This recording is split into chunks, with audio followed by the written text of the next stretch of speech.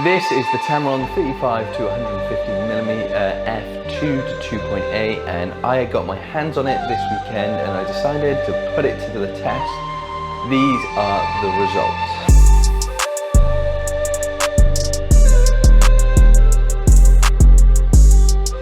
This lens has great focal range from 35 all the way to 150. It is sharp all the way through. It has some very good and useful focal ranges, including 50mm, 85mm, 135mm, and obviously the starting point, the 35mm. So it is great sort of lens for documentarian because you can, get a nice mid to wide and a close up as well because you can punch right the way in. The zoom and the focus ring are very tactile. The focus ring is very smooth. You can move it and get just the right focus point you would like, and the zoom is very slow and it has a sort of resistance, so if you do want to punch in, nothing will, it will be nice and smooth rather than it like jumping right in and maybe a bit distracting on the eye. With an f-stop of 2 at 35mm and 2.8 at 150mm, it has a nice blurry background all the way through, which really helps with depth of field. Now normally with a zoom lens like this, it will have a blurry background anyway,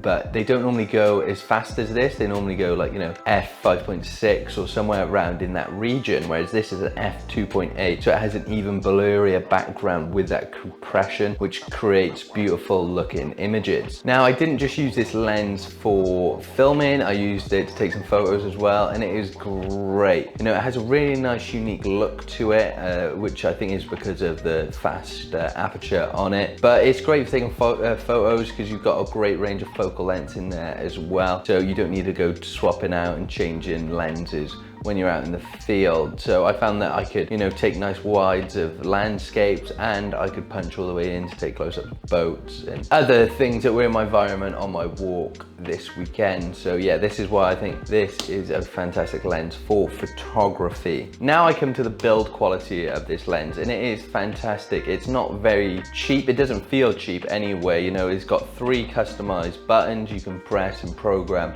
however you like. It's got another customized slider here, and it has the autofocus and manual focus little slider there, and it is just really smooth. It's got a lot of weight to it, and it feels like it's very well built and it won't break anytime soon. Now there are a few downsides to this lens, like I just mentioned, that it is quite heavy. Now if you're shooting handheld on this, it will have a little bit of micro jitter, and I found it quite difficult to stabilize. So what I'd recommend is you either using a tripod or a shoulder rig while filming with this lens, because otherwise it may not have the quite balance you want and it'll be a bit top heavy. So that is one of the downsides to it, but it's not just a downside because it means it probably has quality glass inside of it, which was weighing it down, so that is why it is a bit chunky.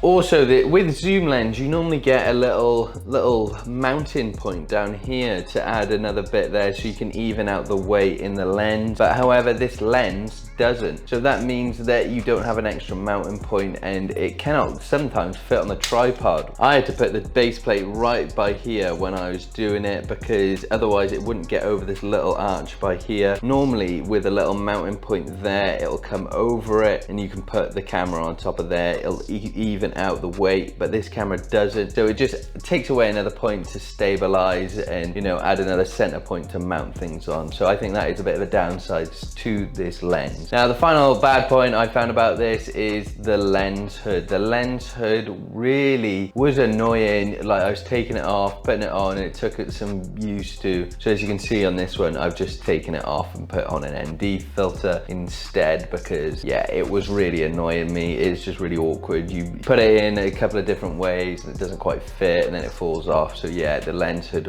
was the worst thing I think built on this lens. Overall, I think this lens is a quality bit of kit. It has great focal lengths from 35mm to 150mm with a really fast aperture. Because of the fast aperture, it creates really really shallow depth of field, making a beautiful image all the way from 35mm to 150mm with a nice crisp, sharp image. Practically, it's quite heavy and there isn't any mounting points to it, but if you use it on a tripod or a shoulder rig, I'm sure you can overcome it. And also, it's a fantastic lens, so if you do want to use it, you know, you'll overcome a weight from holding the weight. You know, it's only a bit of weight, it's not massive, but still, it is something to consider when getting this lens. Now, I forgot to say at the start of this video, I paired this with the Sony a7S III. So obviously, Sony a7S III has a fantastic image quality, and then this on top boasts a massive one. So if you want to see my review or my first impressions of the Sony a7S III, I'll leave the link up top. You can go check that out to see what I feel about that. But I compared this with the Sony a7S III and I thought it was a great combination.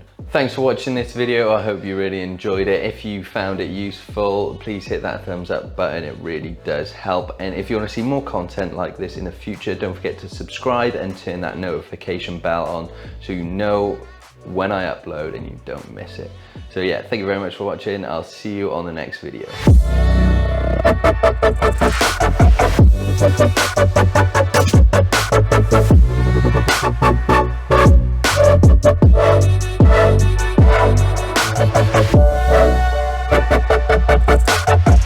We'll be right back.